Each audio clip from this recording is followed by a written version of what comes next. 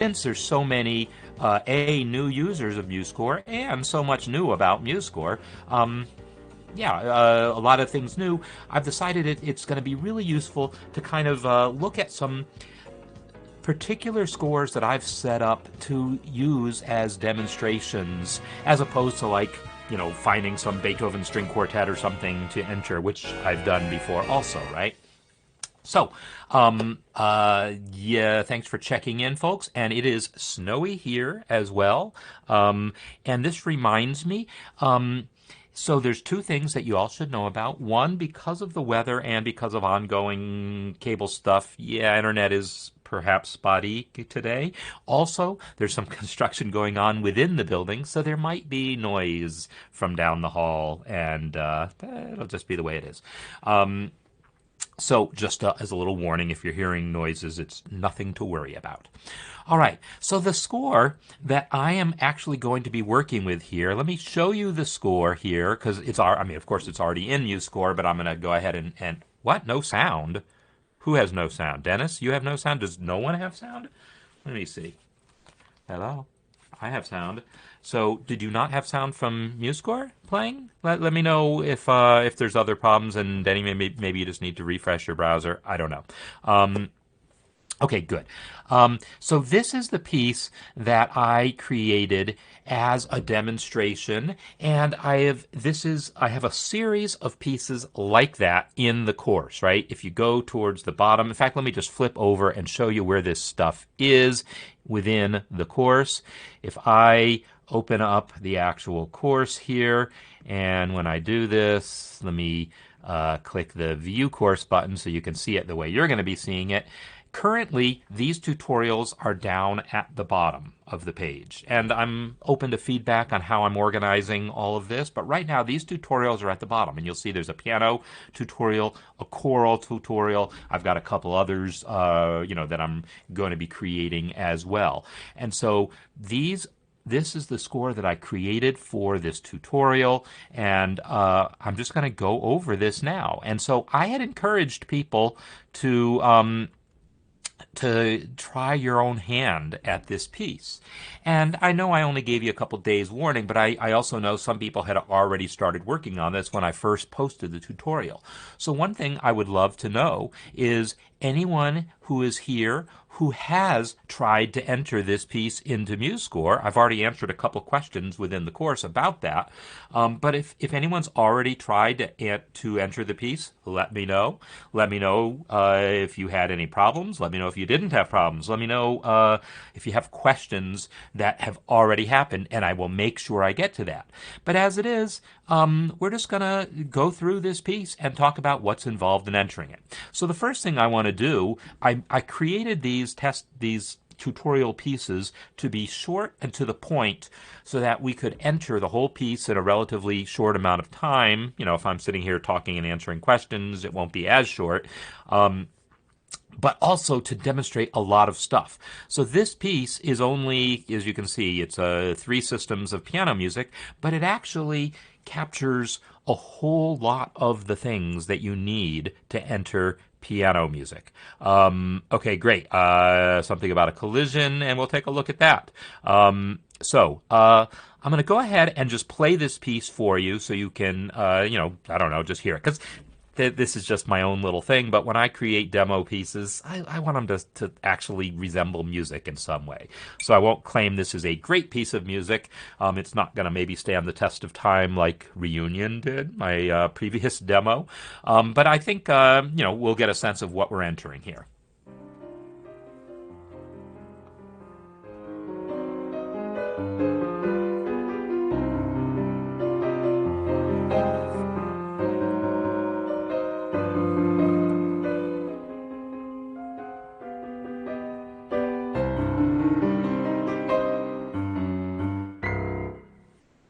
Okay, so let me give you kind of a tour of what the things are that we're going to be learning about. So obviously, node input, right? And anyone who's watching this, you've learned already about node input. I'm assuming. And if not, then great. You're going to get to see how to enter notes. But chances are there's something in here that maybe you haven't seen before. So I'm going to give you kind of a tour of what's going on in this piece, and then feel free to just pop in the chat and let me know what you're most curious about. So you can see we have a tempo marking, we have dynamics, we have pedal markings, and these are the kind of modern style of pedal markings where we have these little angle brackets. We have chords, right? We have ties, we have slurs, we have multiple voices, right? Situations where we have different rhythms going on in the same hand, notes, stems up and stems down. We've got an accent mark here. We have a clef change here, changing from bass clef to treble clef on the bottom staff. We've got more dynamics. We've got a hairpin, a crescendo marking here. We have cross staff notation here, where a single passage moves from the bottom staff to the top staff. We have a grace note. We've got octave markings. And yeah, that's kind of the gist of things. So I'm not going to claim these are the most obscure features in the world, but if you're relatively new to MuseScore, some of these are probably going to be some of these are going to be new features for you. So, Ariana, yeah, I'll be happy to at some point, send me a message offline, and ask me about doing the harp thing. I have actually played this with harp before when Muse Sounds first came out, and I really liked how it sounded, but I don't think I tried to make it staccato. So one thing to know about harp staccato, you would never play a piece like this staccato. It's physically impossible. Staccato involves plucking a string and then immediately dampening it. So it's sort of a special effect technique, and you can't actually play with both hands like this and play the notes all staccato. It's kind of physically impossible. As far as I know, Marla, maybe you could, I think I saw Marla here. Maybe Marla, you could say a few more words about that. Maybe I'm mistaken. Maybe there is a way to use the palm of your hand to dampen the strings. I don't know. But in any case, yeah, I'll use this to check what you were saying about some sort of issue with some note staccato.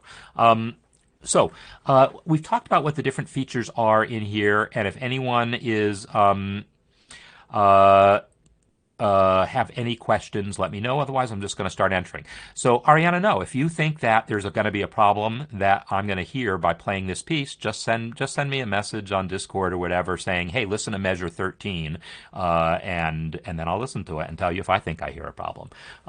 So anyhow, that's what I'm saying here. So the question is, Marla, yes, you can dampen with the finger that plucked the staccato. The question is, would you be able to play something like this, an actual arpeggio like that, right? Could you play that and pluck and dampen each note individually as you're playing it to play that whole passage staccato? That would be easy on piano to play that passage staccato. It would be a little awkward maybe, but it would certainly be possible. But I'm wondering if a piece like this that's requiring the hands to be doing the things that it's doing, how feasible it would be to play that many notes staccato. So more people have lost sound, huh? Let's hear. Hello, hello. I'm still hearing myself through my other system. So yeah, I don't know what to say other than maybe people who are having sound, refresh. If you're having sound problems, refresh your screen. So that's something. So there you go. So Ariana, again, the time to talk about harp issues is somewhere else, and open an issue and put a specific score. That's really the best way to do it. So open an issue and post a specific score and say measure 13 of this score. This note has problems, and yeah, you feel free to put as many notes in that measure as possible, but you want to be super, super specific. Okay, so I'm going to go ahead and enter this score now. So I've already gone and started the process of entering a score. And if I'm going to enter a piano score, I typically use Create from Template and say Grand Staff. You could also come and say, under the solo thing here, pick piano. It's basically exactly the same template. In fact, I don't know if there's any difference whatsoever. There might be some style setting different, but I sort of doubt it. I bet it's literally the same thing. But since I'm here now, I'm going to go ahead and do that. Now on the next screen here, I'm going to go ahead and pick my key, which is, so you notice there's major and minor. I usually don't bother because there's not really a difference. I would just pick the E flat major, but somewhere it's probably recording that information to export to Music XML. So, okay, I'll pick C minor. Is the piece in 4/4? I do have, let me pin my piece because I've got it up in a little PDF viewer that I can now pin so that it's always visible. It's in 4/4. Tempo is, I'm going to show my tempo marking and have it be 138. And length, I don't care about. I will deal with later, but I do know there's not a pickup, so I'll go with that. I'll enter my title, Ceviche, enter my name. And by the way, I just made a mistake that many of us have probably made because it's a natural mistake, because it's not normally a mistake. I hit Tab to move to the next field, but MuseScore 4 now has some new accessibility features designed to make things easier to get around for blind users. So instead of Tab taking you through every single button in the entire user interface, which works but is very inefficient, it's now kind of divvied up where F6 takes you between major areas of the program, and then Tab takes you within button groupings within a major area, and then the cursor keys move you from control to control. So that way you can more quickly get from one part of the interface to another part of the interface when using a keyboard, as blind users are going to be using pretty much exclusively. So after I entered my name, I'm hitting down arrow now to move to subtitle, and there's no subtitle here, and here's a little trick for you. My piece doesn't have a subtitle, right? Let me just verify that. If you leave this alone, it's going to put the word subtitle as your subtitle. Well, that's kind of a drag. How about if you press space and then delete the space? That actually deletes that empty subtitle. There's a little trick for you. Now for copyright, here's another trick, and so I'm going to probably do this every time I do one of these Score of the Month. I'm going to put in my copyright. I wrote it last year. And I want to get to the copyright symbol, right? And I can't enter a copyright symbol. My keyboard can't enter a copyright symbol directly into this dialog box. However, there is a way for me to do it. I'm going to come over here into the chat. Let me close my PDF here.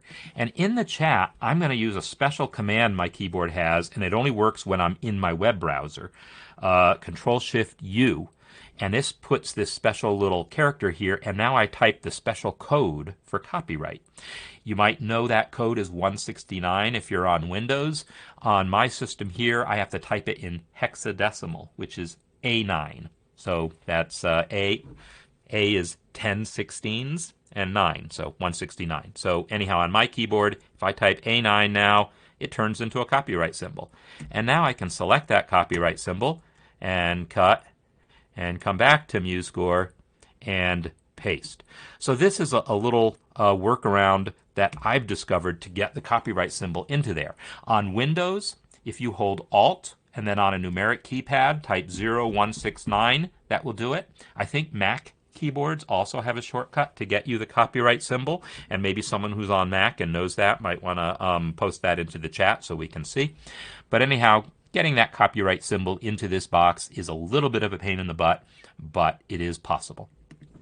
So I now have my piece all nice and set up, and I'm going to monitor the chat over on my other system here. In fact, I'm just going to bring my system a little closer so I can see it. Give me a moment. Come on. There we go.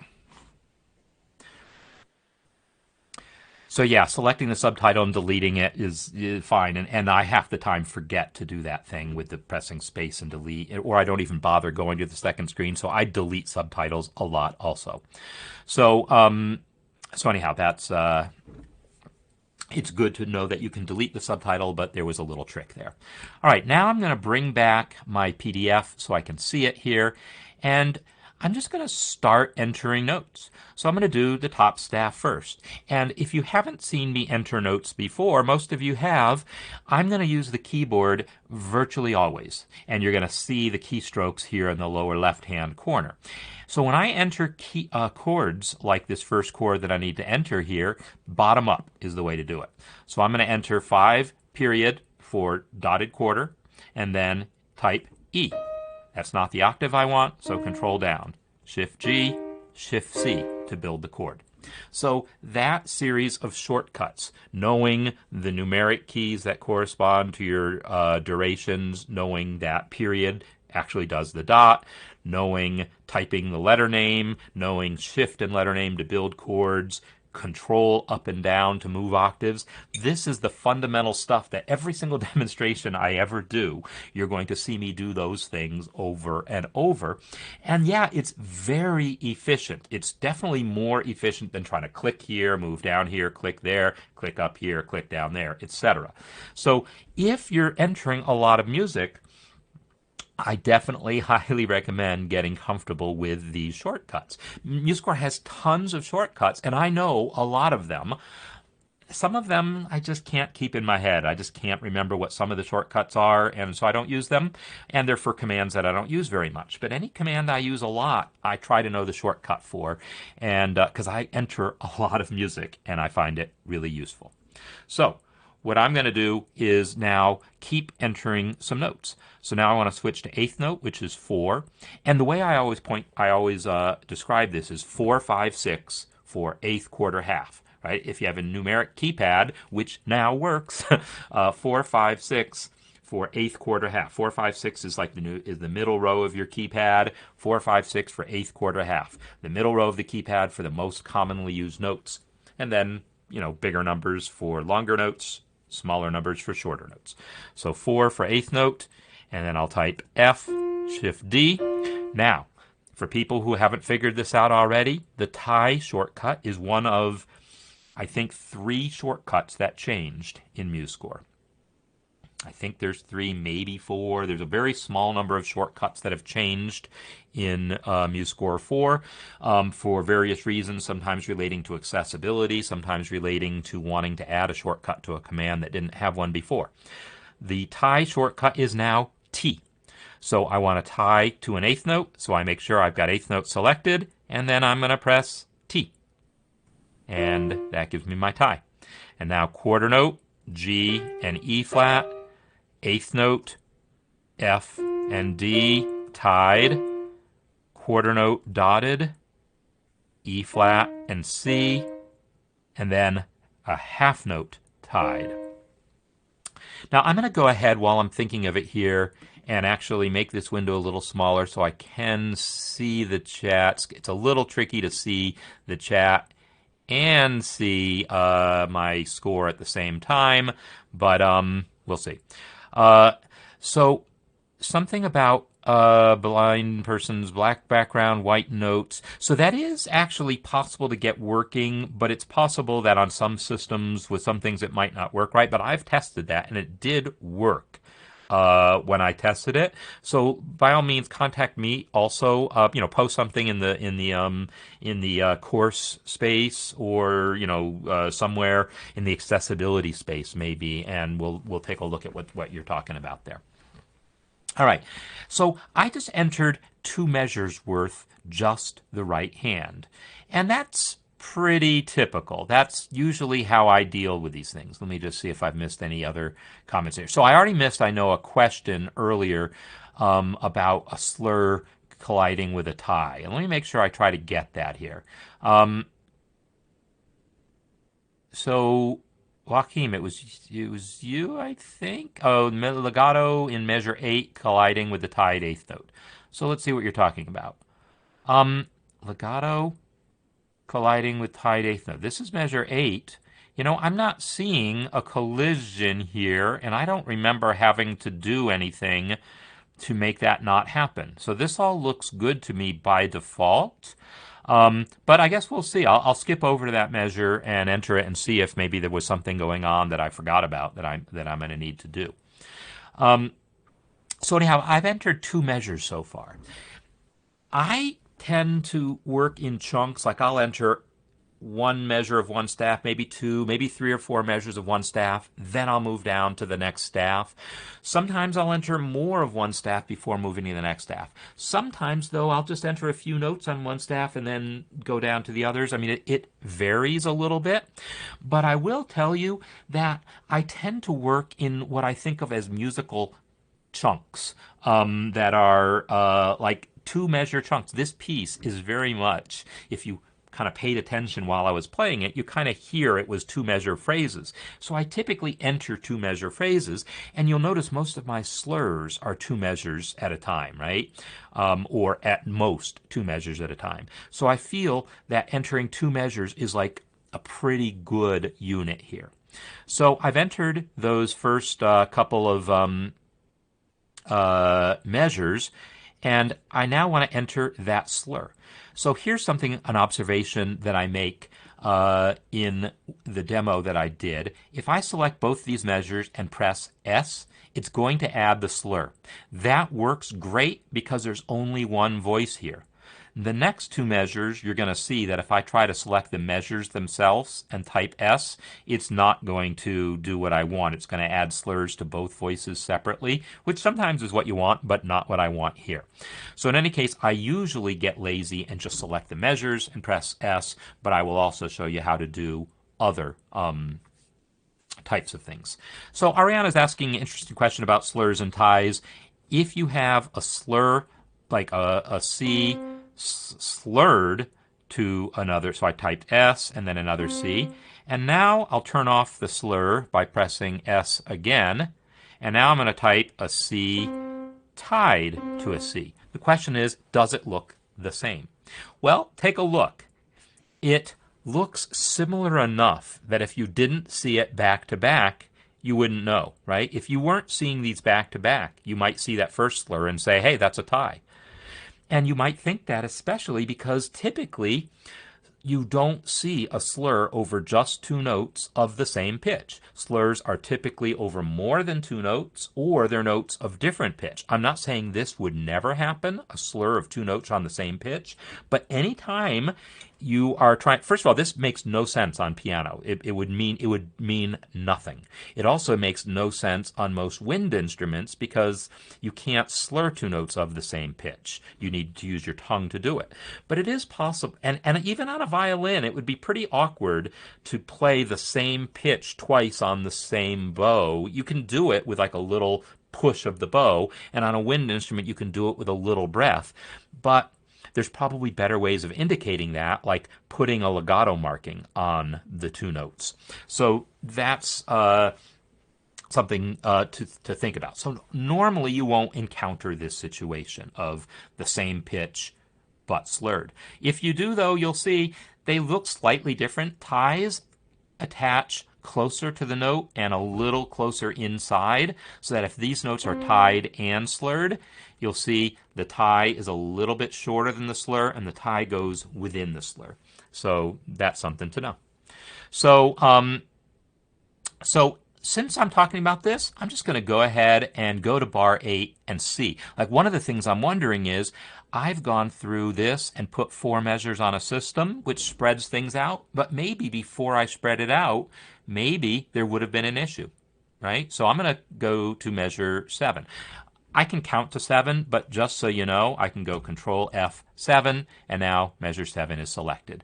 So, and the reason I want to get measure 7 is I kind of want to get the slur across both measures there to make sure I'm comparing apples to apples. So voice 1 is C in this octave, and then tied to an 8th note, so 4T, and then a D, and then 5 for the E flat, and then 5 period for the D, 4 for the E flat, 5 T, and then 5 D.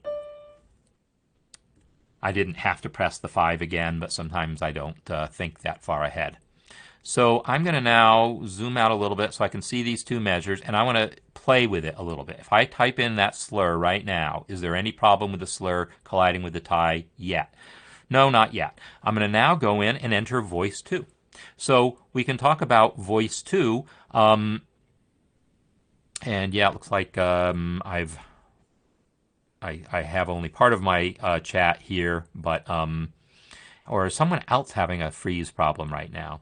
Yeah, I'm not having a freeze on mine, so I don't know what's going on. It could be internet is doing weird things. That's possible.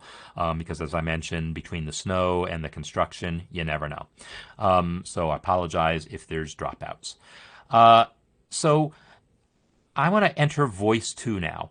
And voice 2 is this bottom part here with the stems down.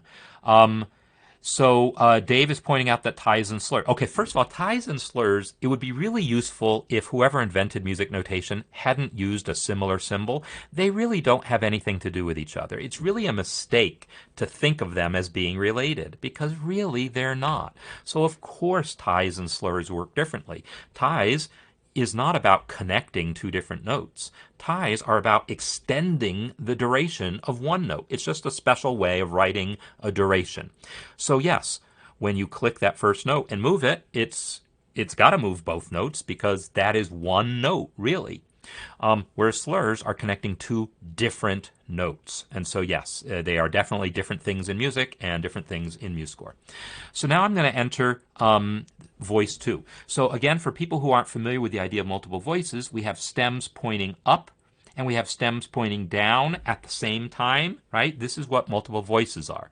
So I'm in note input mode and I entered voice 1 already. I'm now going to switch to voice 2 and I'll go ahead and use the toolbar for that just so you can see where it is. Voice 2. When I switch to voice 2,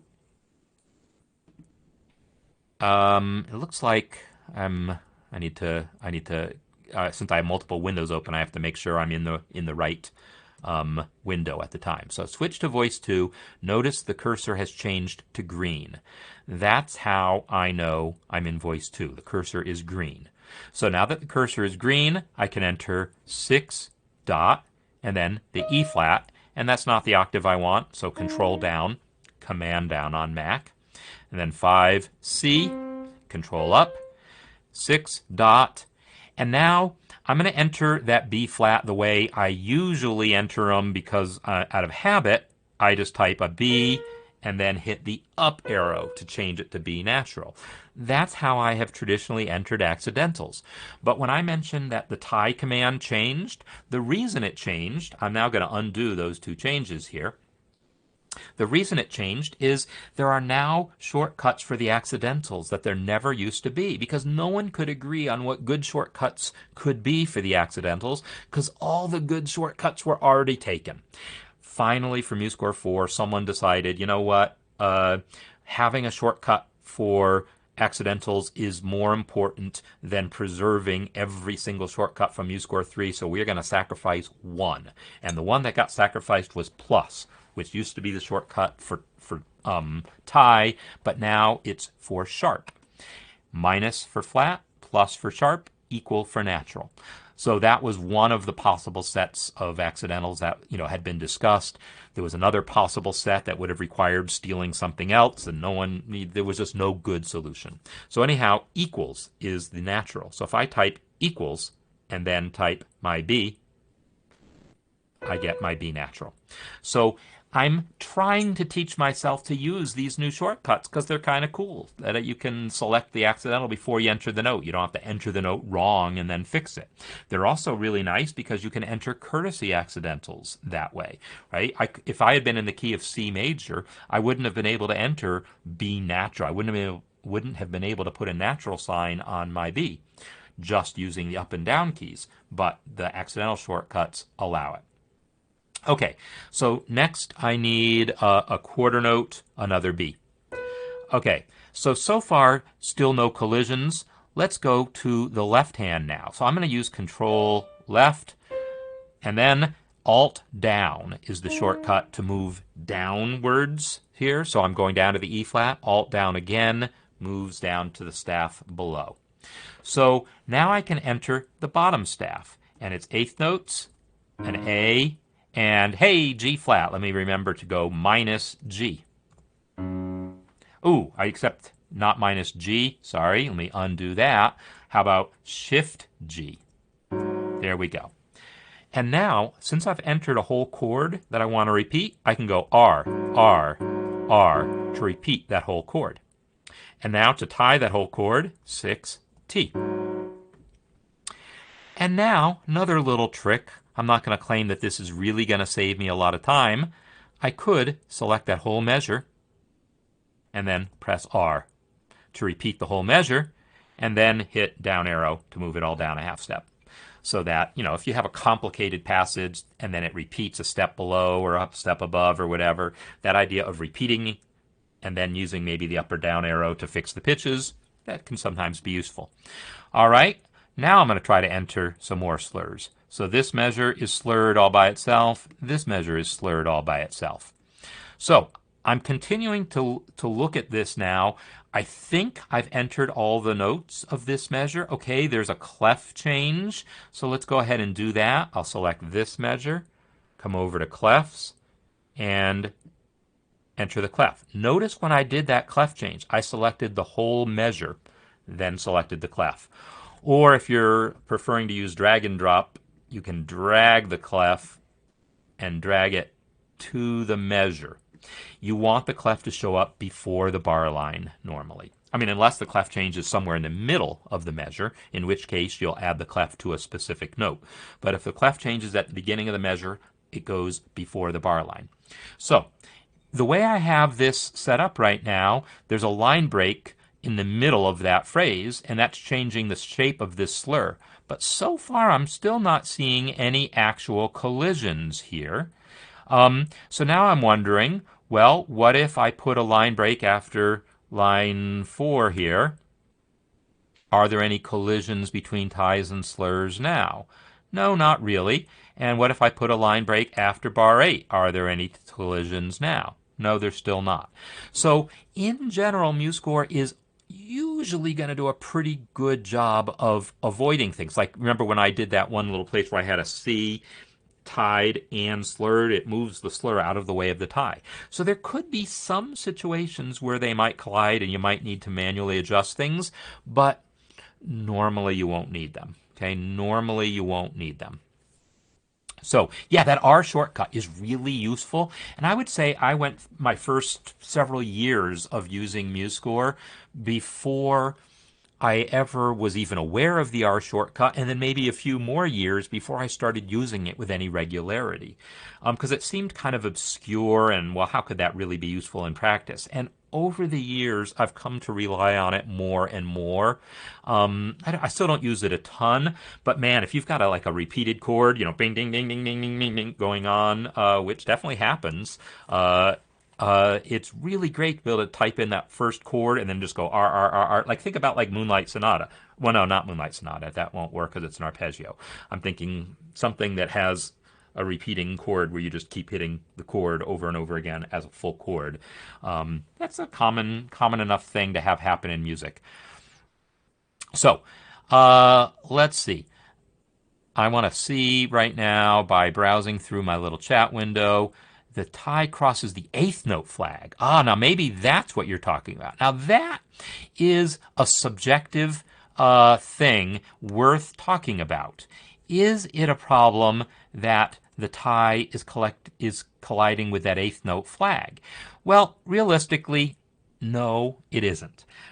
There are people who will definitely worry about details of things colliding with each other and try to go out of their way. But right now, this is correct notation. I mean, that's how that flag is supposed to be, right? It needs to be there on that side, and ties are supposed to go above when doing multiple voices like this. You could try to solve the problem by flipping that tie below and avoid that collision there, but generally speaking, you're going to have to accept that ties are going to sometimes collide with flags in situations like that, because the sort of workarounds you would need to solve it just create that and there you go. That is a prelude E minor, right? Ding ding. Oh, you can't see my keys, but this guy here. Right, that guy, that repeated chord. Absolutely beautiful example of a situation where that R key comes in super handy. Now straight flags is an interesting thing. So there is an option in MuseScore where if I select that flag and come over to properties, you'll see you can set your flags to be straight. Even though it's over here in properties, it's really a style setting, and they're trying to hint at it by saying flag style here. So when I made that change, you'll notice it made all of my flags straight. So there's no way to make a single flag straight other than by like hiding it and adding it as a symbol or some weird hack like that. So in any case, though, straight flags are apparently a thing. I'm not sure why they're a thing, frankly, but they are a thing. They are a thing, and that is why MuseScore supports them, and it did happen to solve that problem. Absolutely. Not going to claim that that's something that I would actually be concerned with, but that was a good observation. Really good observation. So Ariana, you're saying Muse Sounds doesn't have round robins. So I guess I hadn't really thought about that, but piano in general shouldn't need them as much as other instruments because piano isn't going to change the sound that much so a round robin, for people who don't know, it's something that when you repeat a note, it uses multiple samples so that it doesn't sound like the same note over and over again, literally. Because usually our embouchure, everything about our attack on the wind or our attack on the bow is going to be different if you play a note once versus the second repetition of that note. On a piano, there's not a ton of difference. Yes, it's true the string is already vibrating when the hammer comes and hits it. It makes a very subtle difference, but it doesn't make anywhere near as big a difference as it does on other instruments. So I guess I'm not surprised they wouldn't have bothered doing round robins for piano. Round robin is a way of having the sample actually sound different. So if you repeat a note, it doesn't sound like exactly the same note, but it has these subtle differences.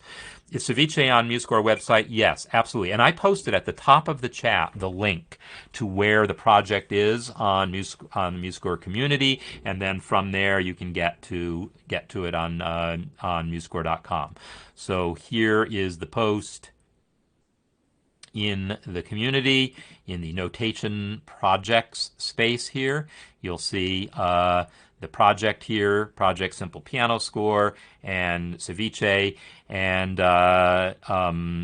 there's the thing, and here is the link directly to the score. I will post that also for people who aren't in the course and already having access to all of these things.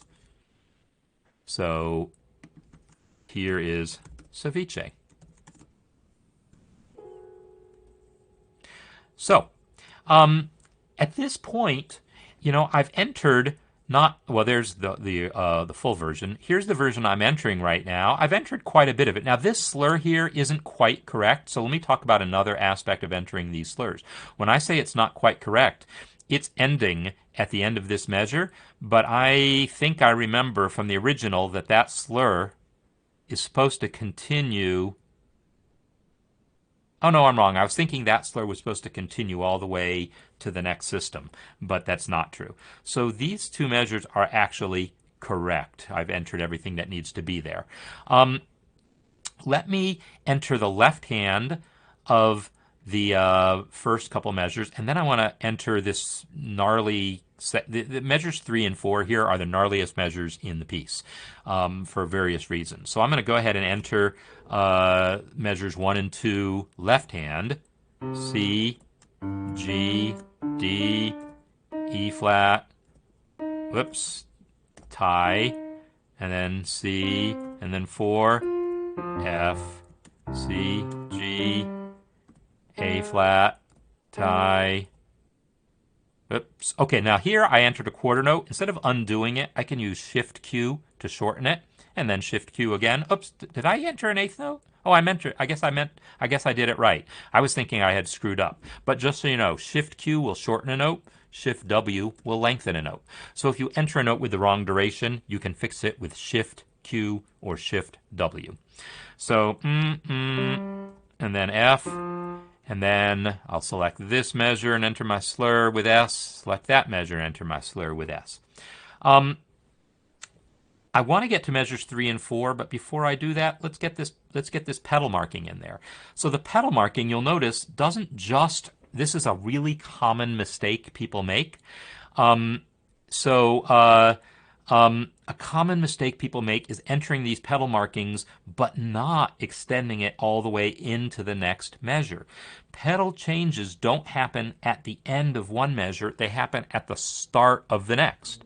So when you're entering these pedal changes, you actually have to select this full range all the way from the first note of one measure to include the first note of the next measure.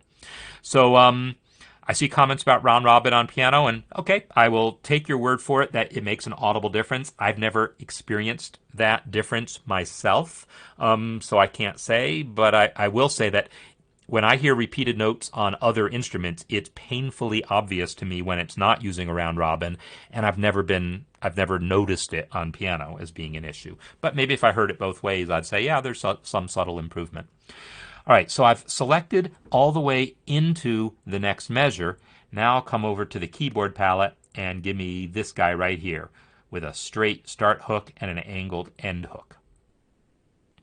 While I'm at it, let me go ahead and enter the next measure. And you know what? I'm going to show you one other little trick here. Notice that these rhythms are well, they're not similar enough for me to care. But yeah, I'm going to do this anyhow just to show off. I'm going to select that first measure, copy, come over here and paste. And now I'm going to use repitch mode because this rhythm here is exactly the rhythm I want, but the pitches are different. And just so you can see that this is a thing, I'm not going to claim it's advantageous when you only have a few notes like this, but it's still something you might find useful. If I come here and click the little button next to the note input and hold it for a second, you'll see a pop-up menu, and there's repitch mode. In repitch mode, all I have to do is type the pitches, and it will enter them for me. So A flat, down an octave, E flat, up an octave, G, down a half step, C, and notice it gave me the C and the tie together, and then my A flat. So I didn't have to enter the durations. I didn't have to type 4, I didn't have to type 5, didn't have to type T. All I had to do was go through and type the new pitches. So repitch mode is kind of nice if you've got a repeating rhythm, but new pitches to enter. So the one thing you want to remember, though, is to go back to step time mode when you're done. This measure, oops, I clicked while I was still in note input mode. That's fine. I'll hit down arrow to fix that. D, F, and now here's a courtesy accidental, right? Here's a G natural. If I enter a G, no amount of arrow keys is going to give me that natural sign because it's in the key. So instead, I want to enter that by... What did I do? Oh, I'm going to enter it by typing 0 for the natural and then my G. That's how you get courtesy accidentals. And now 6T. And now here again, I can select the measure and hit S.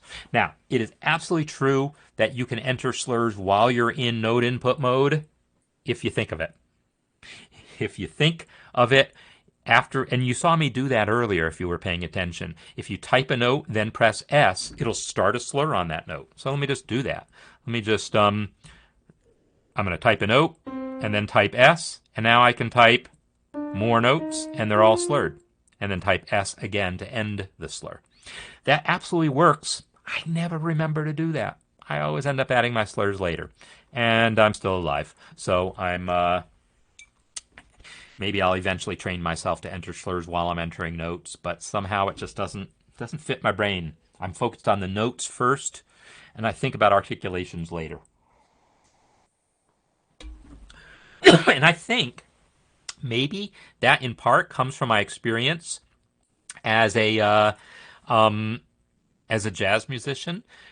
I'm not used to reading a ton of articulations. When I'm reading like lead sheets, they typically don't have articulations. Piano parts don't typically have as many articulations as horn parts, so maybe I'm not thinking articulation as much as if I was focused primarily on reading classical piano. I don't know. That's just a theory. Anyhow, so Marla, did you not see my comment about pedal brackets? Because I showed you exactly how to solve that problem. So Marla, let me know if you're back, because let's see. Yeah, Marla, let me know. Someone let me know when Marla comes back because I want to point out that there is a solution to her harp um, piano bracket issue. It's a pretty clever solution, really. Oh, okay, great. So you're back. So Marla, I did respond in the community. Maybe you missed it and showed you how to get the bracket that you want. Um, in fact, let me just find that for you because sure, why not? Uh, if you go into the community here, and I don't remember where you typed it, so here's what I'm going to do: is how about you? If you can find where you typed the question, I will. You'll find the answer. But for everyone else's sake, my first comment is what you are using the piano bracket for. It wasn't a pedal, right? So you weren't really trying to get the effect of piano pedal. So you shouldn't be using the piano pedal marking. What you should be using is the line marking. And so the line marking is on the lines palette. So right now I'm in just a simple workspace that doesn't have all my palettes added, but I can come to add palettes and add the lines palette. And when I do this, you'll see just the plain lines palette. And then I can add a line, like let me just add this line here. And now I can select this line and add a hook to it, going to properties and add a hook.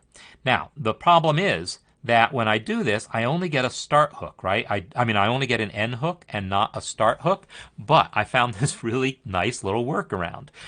MuseScore 3 and start hooks are totally supported. It's just currently missing from this, and there's already a design in place. There's already a pull request so that a coming update is going to add a start hook. Same, it'll be basically 4 more icons here for start hook. So that is coming. But meanwhile, there's a simple workaround. Create this in MuseScore 3 and give it the start hook also. Save that score, then open that score in MuseScore 4. And so I think I have that score handy. I'm not sure where I saved it, but I know I created that score. And hooks. Let's try this.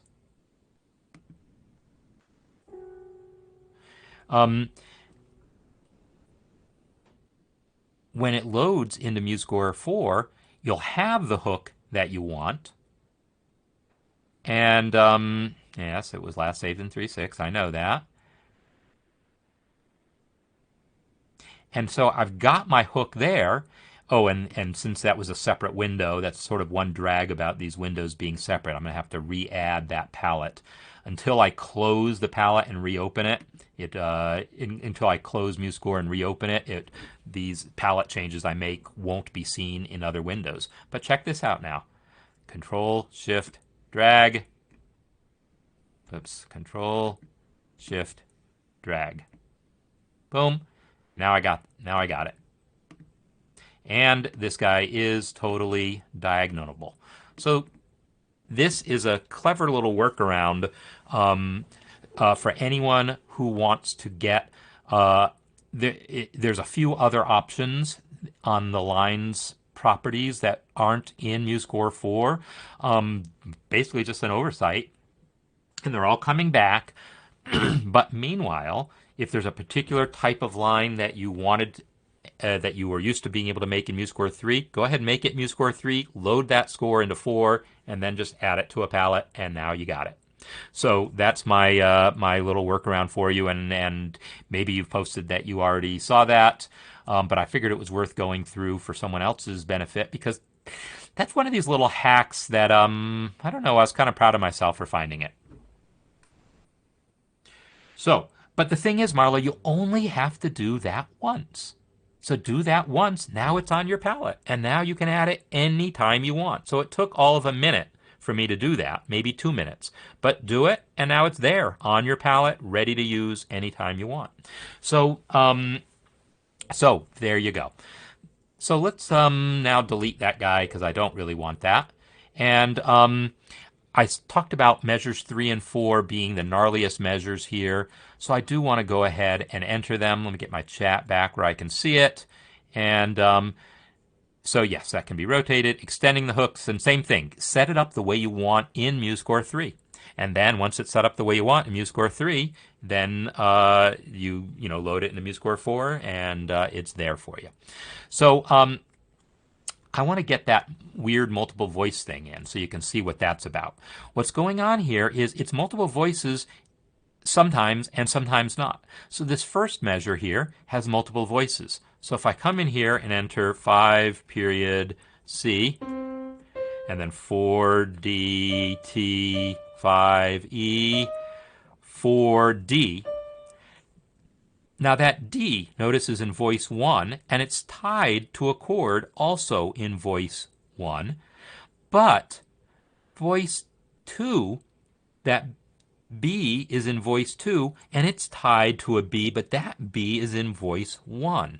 So it's a little tricky as far as how that works. So let me switch to voice 2 and enter the rest of that first measure. So I use Control-Alt-2, that's the shortcut for changing voices, and then 6A, 5 period T, and then 4 equal B, and I've got that measure in there.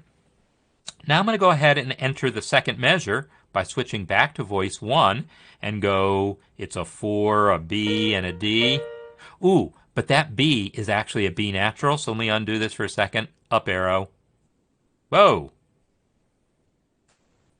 Seriously? Yeah, looks like it might have just crashed, no? I'm going to say that MuseScore just crashed on me. All right. Well,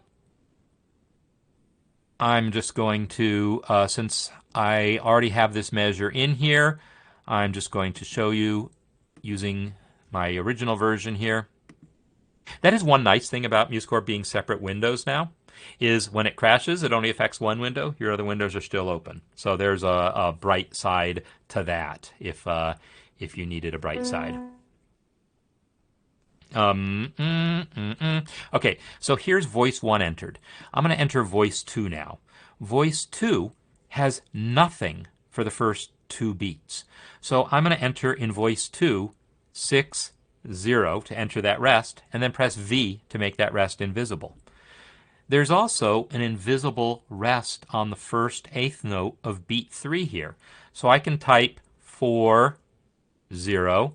Oh, am I I'm not in note input mode anymore, or am I? Not sure. Oh, I probably switched. I keep switching windows here. Voice 2, I got my invisible rest. So let me try that again. 6 0 4 0. Oh, you know what? Since I had already entered that rest, that's the problem. That was already there. It was already there was already a rest there. So, and I turned off display of invisible elements, which is why you can't see it. So to enter a rest here, I'm just going to right click, and that enters that rest.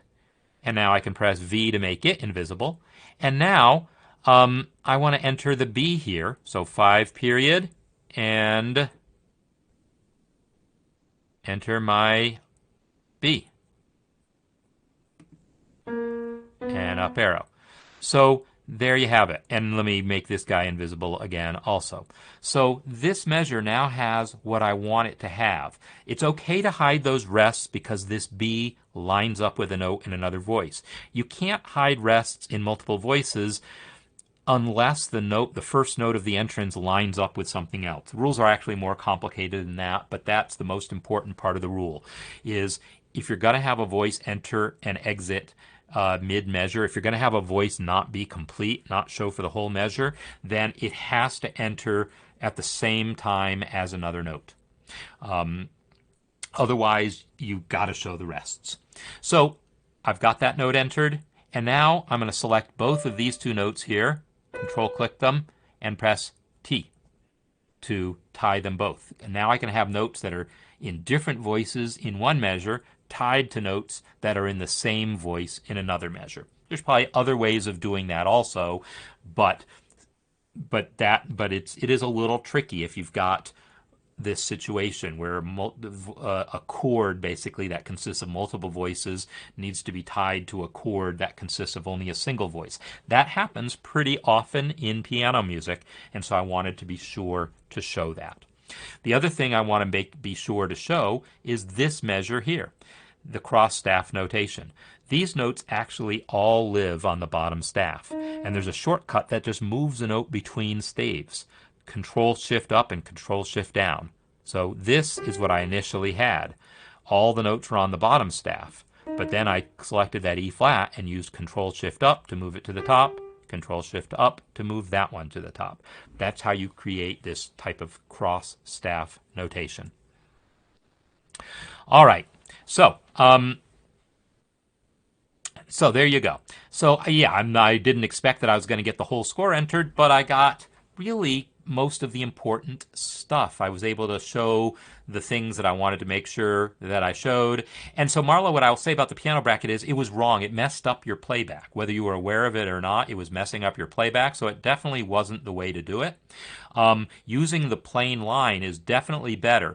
Once MuseScore 4 gets those icons back, like you'll see that this now shows start hook here as well as the line type there.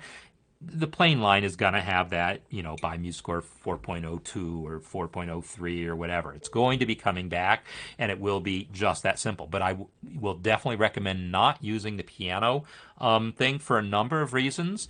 One of them is that it's going to adversely affect your playback. It's going to adversely affect Music XML export. And in the future, it might adversely affect the layout if the alignment algorithm changes for pedal hooks, because pedal hooks are supposed to be aligned in a particular way. And when that alignment algorithm, if it ever changes, it's going to mess up your use of lines, which never was really about pedal. So that is my little thing there. It's usually a bad idea to take a symbol that was meant for one purpose and use it for another purpose, because typically it will lead to problems later. So in this case, yeah, I would say you're going to be better off using that plain line, so you'll be better off spending that minute setting it up that way, and then you can use that line, but you can add it to your palette in MuseScore 3 and then inherit it into MuseScore 4 also. So that line will then be your solution for both cases. In MuseScore 3, there's a box that says allow diagonal here. You'll need to use that box in MuseScore 3. In MuseScore 4, you don't need that box. You can already make plain lines diagonal. All right, so I've been working on that score for a while. You've seen a lot of things here. I think I've answered questions here. And Ariana, when you're asking about the octet arrangement of Dusk, I'm going to guess that maybe you're talking about the relative lack of articulations. And yeah, that was an arrangement for me to play myself, so I probably didn't add anything that I didn't need to see. So yeah, and this comment about repitching, that's typically what I do also, just use the arrow keys to repitch things. But if it's a long passage, boy, that repitch mode is actually quite useful. So so there you go. And also there was a comment about extending things, and yeah, when you add pedal marking, you can use Shift Left, Shift Right to extend it a note at a time. That's another way to get them to kind of line up like that. All right, so I've talked about the stuff that I want to talk about, and it's time for me to move on. So I'm going to play us some music. And thanks everyone for being here. By all means, again, in the notation project space within the course, I've posted the score, and it's a place where you can now, try your hand at entering the same thing, see what questions come up. And, I'd love it to be kind of a group project for people to work on. And I'm going to do this on kind of a monthly basis. Pick a score and let it be the score that people work on, and then feature it in the cafe. And in the future, I will give more warning on this so people have a chance to practice it, try things out, and there'll be more questions then that I can address directly about, what you had trouble with. So anyhow, that's something that you'll be seeing regularly in the MuseScore Cafe on Wednesdays. Hope you've enjoyed the session. Next week is the 4th week of the month, and so it's going to be on whatever. So usually the 1st week of the month, Ask Me Anything. 3rd week of the month is the score of the month. Second, fourth, and fifth are kind of wild cards. So I don't know for sure what I'm going to talk about next week. I'm always open to suggestions. And then the week after that will be time for an Ask Me Anything session again. So everyone have a great day.